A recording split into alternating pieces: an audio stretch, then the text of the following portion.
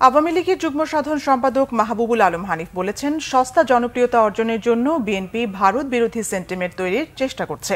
দলটি সবসময় পলিটিক্যাল স্ট্যান্ডবাজি করে রাজনীতিতে টিকে থাকতে চায়। বৃহস্পতিবার দুপুরে কুষ্টিয়া জেলা প্রশাসকের সভাকক্ষে জনশুমারি এবং গৃহ গণনা রিপোর্টের মোড়ক উন্মোচন এবং মাসিক উন্নয়ন ও সমন্বয় সভায় যোগদান শেষে সাংবাদিকদের তিনি একথা বলেন। হানিফ আরও বলেন, ভারত বাংলাদেশের বন্ধু প্রতিম রাষ্ট্র, তাদের সঙ্গে সুসম্পর্ক রেখে দেশকে এগিয়ে নিতে চায় সরকার।